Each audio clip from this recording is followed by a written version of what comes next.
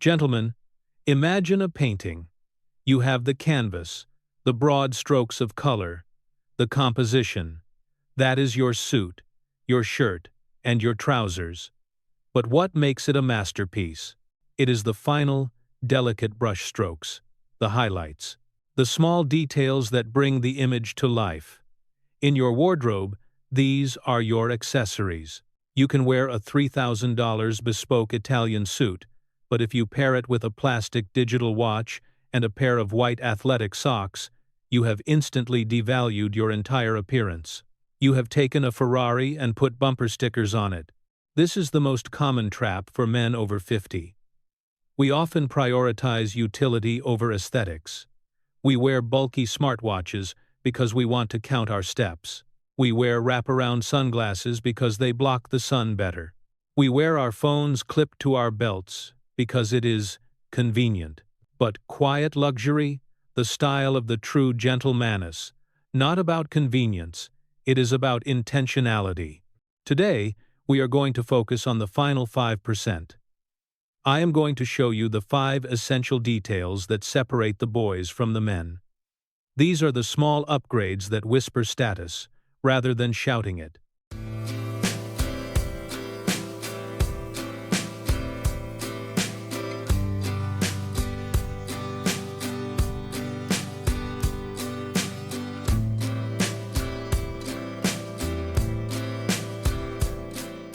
Detail 1. The timepiece. Analog versus digital. We need to address the elephant in the room immediately. It is the epidemic that has swept through the corporate world and high society alike. I am talking about the smartwatch. Gentlemen, I understand the appeal. It tracks your steps, it monitors your heart rate, and it tells you when you have a new email. It is a marvel of utility. But in the world of style, specifically quiet luxury, wearing a black plastic screen with a tailored suit or a cashmere sweater is a tragedy. It is what I call a texture clash. You have the organic warmth of wool, the richness of leather, the softness of silk, and then a cold, soulless, glowing piece of glass on your wrist. It looks like you are wearing a mini computer. It does not look like jewelry. And make no mistake, a watch is the only piece of legitimate jewelry a man can wear, aside from a wedding ring. The problem with the smartwatch goes deeper than aesthetics. It is psychological. When you wear an Apple Watch or a Garmin to a dinner party, it sends a subconscious signal. It says, "I am on call." It says, "I am anxious about my data." It says, "I cannot disconnect." It connects you permanently to the noise of the digital world. A classic analog watch, whether it is mechanical or a high-quality, quartz, sends the opposite signal. It says, "I value my time." It implies that you are the master of your schedule, not a slave to your notifications. When you check a mechanical watch, you are admiring a piece of engineering that has existed for centuries. When you check a smartwatch, you are checking if your boss messaged you. The solution: the 2-watch collection. You do not need a collection worth millions. You simply need 2 reliable timepieces to cover 99% of your life. The dress watch. This is for your suits and formal evenings. It should be understated. Thin case, so it slides under your shirt cuff. White or cream dial.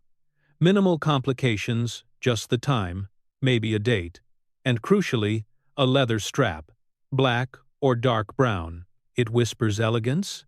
Brands like Seiko, Presage Line, Orient, Bambino, or Vintage Omega offer incredible value here. The Sport Tool Watch. This is for your weekends, your jeans, and your polo shirts. This watch is rugged.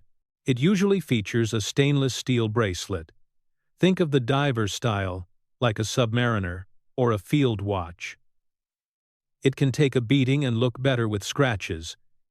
It adds a masculine, mechanical weight to your wrist. The obsolescence factor. Think about this. In 3 years, that $800 smartwatch on your wrist will be electronic waste. The battery will die. The software will be slow. It is disposable. A mechanical watch bought today will tick for the rest of your life. You can pass it down to your son or grandson. It is an heirloom. It carries memory and emotion in a way that a microchip never can.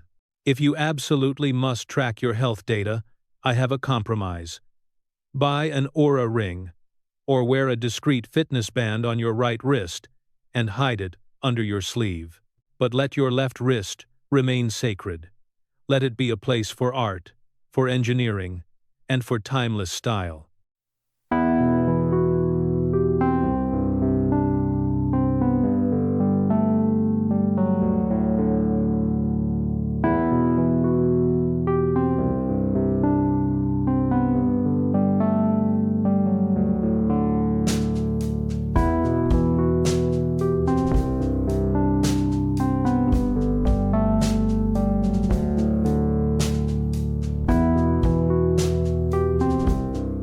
Detail 2. The Face Framer Sunglasses. If the watch is the most important accessory for your wrist, sunglasses are the critical accessory for your face. They are the very first thing people notice when you walk into a room or meet outdoors. Yet, for the vast majority of men over 50, sunglasses are an afterthought, often a cheap, scratched pair bought at a gas station. We must immediately identify and eliminate the two biggest mistakes men make here. The first is the sporting wrap. You know the look: aerodynamic, mirrored, rubberized frames designed for cycling or golf. Think Oakley M frames. They are fantastic for wind protection while sprinting, but worn with a blazer or a linen shirt, they are catastrophic. They make you look like a cyborg or a confused tourist. Sport glasses are for sport, period. The second mistake is the matrix wire. These are the tiny, rectangular metal frames popular in the late 90s.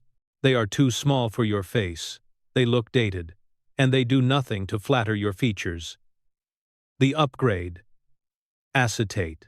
To achieve the old money look, you need to switch from cheap injected plastic to acetate. Cellulose acetate is a plant-based plastic derived from cotton and wood pulp.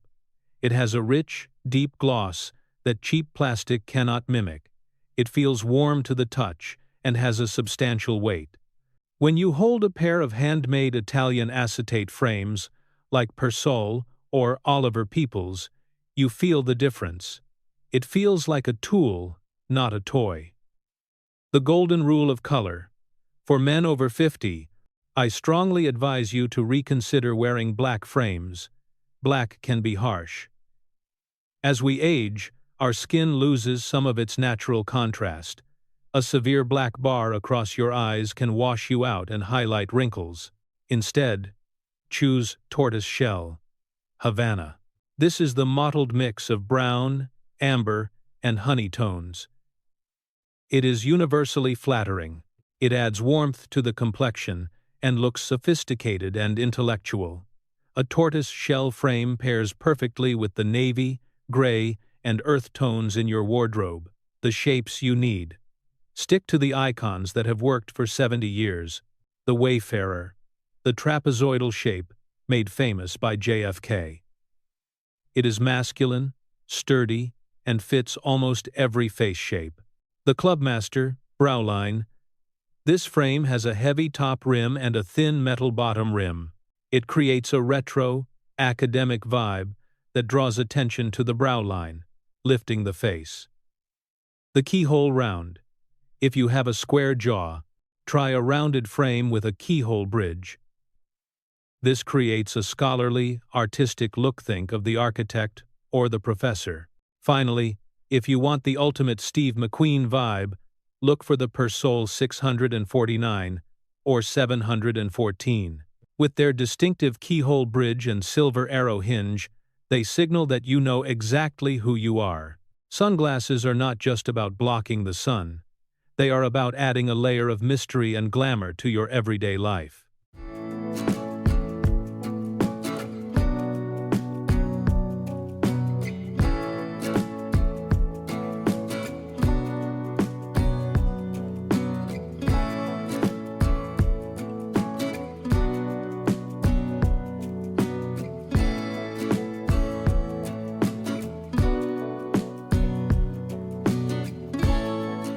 Detail 3.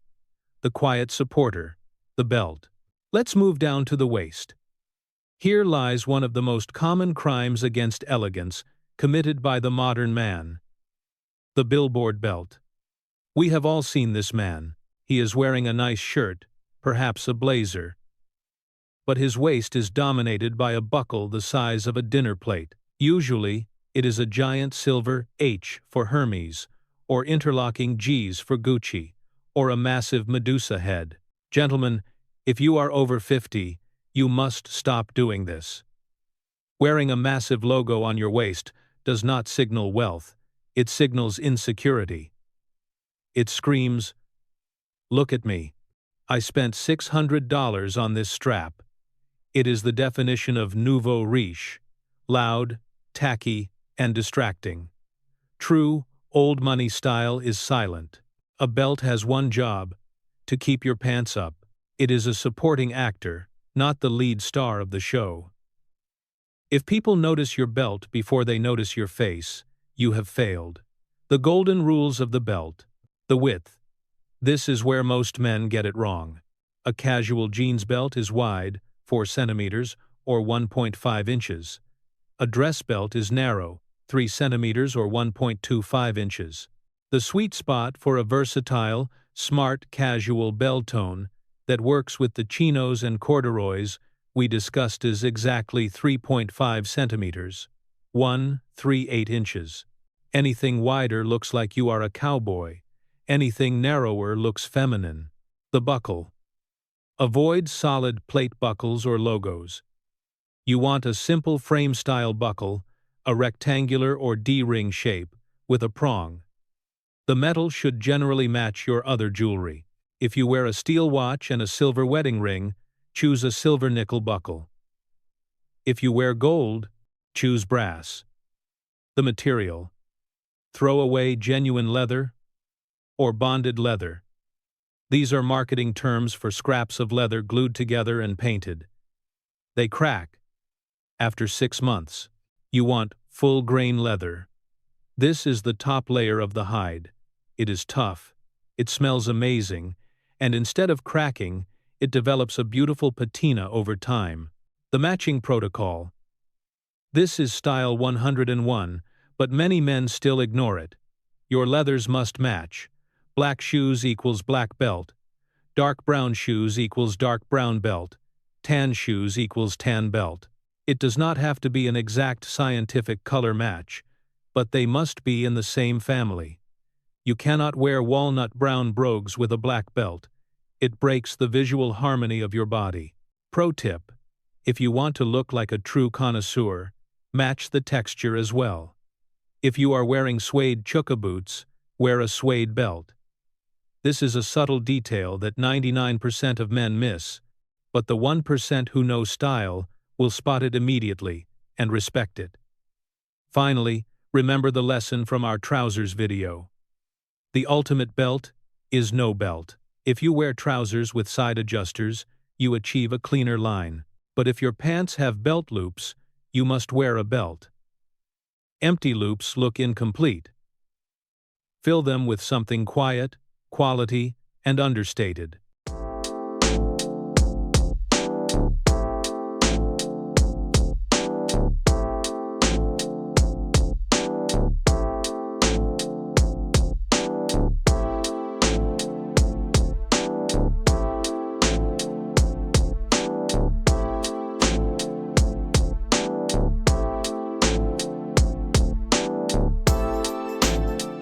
Detail 4. The gentleman's signal. The pocket square. We now arrive at the accessory that strikes fear into the hearts of many men. I am talking about the pocket square. For most men over 50, this feels like too much. You might worry that wearing a handkerchief in your chest pocket makes you look like a dandy, a peacock, or someone trying too hard. Let me reframe this for you. Look at your blazer or suit jacket. Look at the left side of the chest. What do you see? A pocket. That pocket was not designed to hold your reading glasses, your pens, or your iPhone. It has existed in tailoring for over a century for exactly one purpose: to hold a square of fabric. A jacket without a pocket square looks naked. It looks like a uniform. It looks like you put the jacket on because you had to, not because you wanted to. Adding a pocket square is the single easiest way to say to the world, I care about how I present myself. The used car salesman warning. Before we discuss how to do it right, we must discuss the unforgivable sin of accessories. Never, under any circumstances, buy those pre-packaged sets at the department store where the tie and the pocket square are made of the exact same fabric. If you wear a purple striped tie and a matching purple striped pocket square, you do not look stylish. You look like you bought a style kit for $15. It looks cheap, contrived, and robotic. The golden rule. Your pocket square should complement your tie or your shirt, but it must never match it. It should be a distant cousin, not a twin. The only square you actually need. You don't need a drawer full of silk paisley. To join the ranks of the well-dressed, you only need one item, a white linen pocket square. This is the Swiss Army knife of menswear. It works with a tuxedo. It works with a navy blazer. It works with a tweed jacket. The fabric matters. You want crisp, dry linen, not shiny silk. Linen has structure. It stays where you put it. And how do you wear it? You use the TV fold, also known as the presidential fold. You simply fold the square until it is the width of your pocket, slide it in, and leave about half an inch, 1 centimeter, of white fabric showing in a straight horizontal line. Why is this effective? Because it echoes the white collar of your shirt. It creates visual balance. It draws the viewer's eye up toward your chest and face, making your shoulders look broader. It is subtle, architectural, and incredibly masculine. It is the style of Frank Sinatra, Cary Grant, and Don Draper. Level 2. The art of the puff. Once you are comfortable with the white linen, you can introduce silk. A patterned silk square, paisley, geometric, or polka dot adds a splash of personality. The key here is sprezzatura, studied carelessness. Do not fold it perfectly. Pinch it in the middle, stuff it into your pocket, and let the edges spill out naturally. It should look like an afterthought, a flourish of color, but if you are hesitant, stick to the white linen. It is the mark of a man who understands that true elegance lies in simplicity.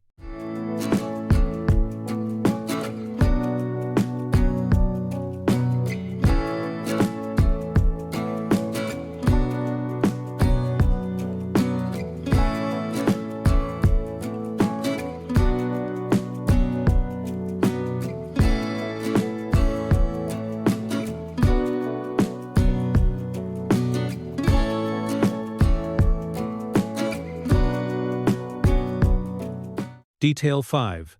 The bridge socks. We conclude with the most humble item in your wardrobe, yet the one capable of causing the most catastrophic style failures. We are talking about socks. You might think, who cares? Nobody sees them. But that is incorrect. When you walk, when you sit, and especially when you cross your legs, your socks are visible. And in that moment, you either maintain the illusion of elegance or you shatter it completely. There are two unforgivable sins regarding socks that men over 50 commit daily. This happens when you wear standard mid-calf socks. You sit down, your trousers rise up, and your socks slide down. The result is a band of pale, hairy skin exposed to the world. Gentlemen, this is not a good look. It is sloppy. It ruins the clean lines of your suit. The fix. You must switch to over-the-calf OTC socks. These socks pull up all the way to just below your knee. Because the calf muscle creates a natural ledge, gravity cannot pull them down. They stay up all day. They act as a second skin. You never have to bend down to pull up your socks in public again. It is a small piece of engineering that changes your entire confidence level. Sin. Somewhere along the line, men were told that wearing socks with pizzas, tacos, or cartoon characters on them showed personality. Let me be blunt. If you are over 50, novelty socks do not make you look fun. They make you look juvenile. They scream for attention in the worst possible way. Leave the polka dots and the neon stripes to the tech startup interns. Quiet luxury demands dignity. The golden rule of color. So, what color should your socks be? Most men instinctively match their socks to their shoes. Black shoes equals black socks. This is wrong. Rule: you match your socks to your trousers, not your shoes. Navy trousers equals navy socks. Gray trousers equals gray socks. Brown corduroys equals brown socks. Why? Because of elongation. If you wear gray pants and black socks, you create a visual break at the ankle. It cuts your leg off. If you wear gray pants and gray socks, you create one seamless, unbroken column of color from your waist down to your feet. This visually elongates your leg. It makes you look taller. It makes you look leaner. It creates a harmonious transition into your shoes. The material matters. Stop buying the bulk packs of polyester socks at the supermarket. They make your feet sweat, and they smell.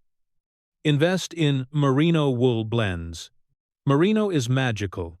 It regulates temperature, cool in summer, warm in winter. It wicks away moisture, and it is naturally antimicrobial.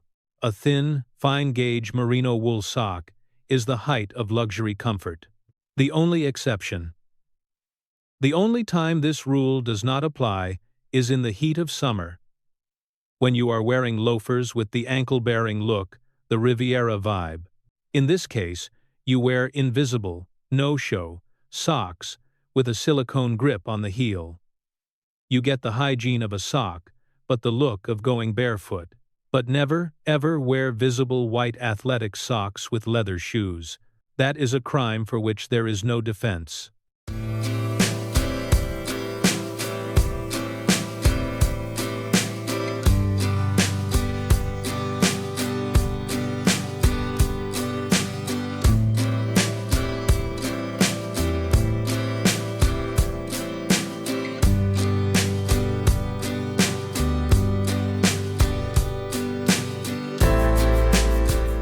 Gentlemen, we have covered a lot of ground today. We have talked about watches, sunglasses, belts, pocket squares, and socks. You might be thinking, is it really worth all this effort? Do people really notice these things? The answer is yes, they notice. Subconsciously, people judge your competence and your character by the details you choose to display. When you wear a suit with an Apple Watch and athletic socks, you are sending a mixed message. You are telling the world that you are a man of high status, but you don't know how to finish the job. You are creating a confusion of context. True style quiet luxurious about coherence. It is about ensuring that every piece of your outfit is telling the same story. The story of a man who values quality. A man who respects tradition. A man who understands that convenience is often the enemy of elegance. So, I have a challenge for you today. Go to your accessory drawer. Take those plastic sunglasses and put them in your car's glove box. They are for driving, not for dining. Take those novelty pizza socks and throw them in the trash. Take that massive logo belt and give it to your nephew. Replace them with items of silence and substance. Start with one quality leather belt. One pair of tortoise shell sunglasses, one white linen square. You will be amazed at how these small changes elevate not just your outfit, but the way you carry yourself. Gentlemen, the devil is in the details, but so is the salvation. If you are ready to complete your transformation, subscribe to the channel. Next time, we tackle the foundation of everything, the shoes.